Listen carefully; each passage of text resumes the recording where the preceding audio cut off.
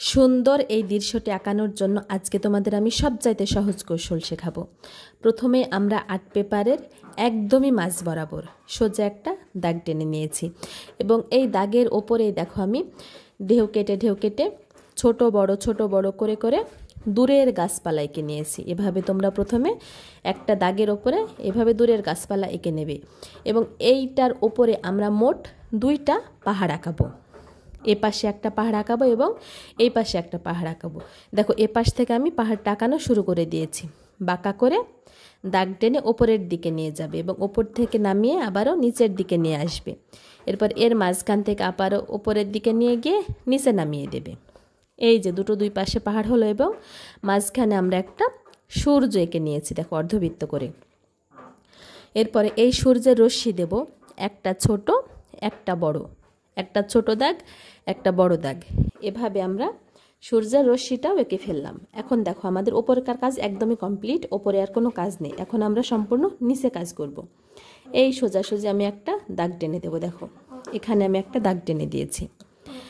এই একদমই দেখো মাঝ বরাবর সূর্যের এইখান থেকে আমি একটা রাস্তা বের করব। এপাশে একটা বাঁকা দাগ, এপাশে একটা বাঁকা দাগ। স্কেলের সাহায্যে তোমরা রাস্তার দাগটা টানবে, তাহলে তোমাদের রাস্তাটা দেখতে খুব সুন্দর হবে। এবং মাঝখানে দেখো আমি কিছু রাস্তার মাঝখানে যে দাগ থাকে ছোট ছোট, সেই দাগটাও টেনে দিলাম। আমার রাস্তাটা আঁকানো কমপ্লিট হলো। এই পাশে এখন আমি একটা নৌকা আঁকাবো। এই যে বাঁকা করে টানলাম, এ পাশেও একটা বাঁকা করে দাগ টানলাম।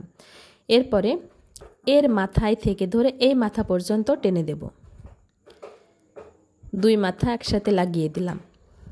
এরপরে এই নৌকার শেপ চলে আসলো। এখানে দেখো আমি একটা সই আঁকাবো, কীভাবে গোল করে নিলাম এবং এর মাথায় থেকে সোজা টেনে রাউন্ড করে নিচে নামিয়ে দিলাম। এরপরে এখান থেকে ধরে এটার সাথে লেগে দেব, এখান থেকে ধরে এটার সাথে লেগে দেব। দেখো কত সুন্দর একটা সই আলা নৌকা হয়ে গেল। এবং এই সইটা দেখতে যাতে আরও সুন্দর লাগে তাই মাঝে আমি দাগ টেনে দিলাম। এরপরে এই নৌকার এই যে নিচ, এখানে আমি একটা খুঁটি বের করব, একটা ছোট খুঁটি এবং একটা বড় খুঁটি, 2টো খুঁটি আঁকানো কমপ্লিট হলো। এই নৌকার নিচটা এখন আমি দেখো রুলের সাহায্যে কালি করে দিচ্ছি। আমি তোমাদের পরবর্তী সময়ে কিভাবে এটা রং করবে সেটাও দেখিয়ে দেব। এই পাশে আমি একটা ঘর আট করব। ঘর আট করার জন্য প্রথমে একটা সোজা দাগ টানবে। এ পাশে নৌকা আঁকালাম, এ পাশে ঘর আঁকাবো। সোজা দাগ টানলাম এবং এই দাগের মাথায় থেকে দেখো আমি একটা উল্টো ভি বা ইংরেজি লেটার এ এঁকে নিয়েছি এবং এ পাশেও একটা বাঁকা করে দাগ টেনে নিয়েছি এবং এই দাগটা ডাবল করে দেব। এই দাগটাকেও ডাবল করে নিয়েছি। এরপর এখান থেকে একটা খুঁটি, এখান থেকে একটা খুঁটি এবং এখান থেকে একটা খুঁটি, মোট 3টা খুঁটি আমি স্কেলের সাহায্যে বের করে নিয়েছি।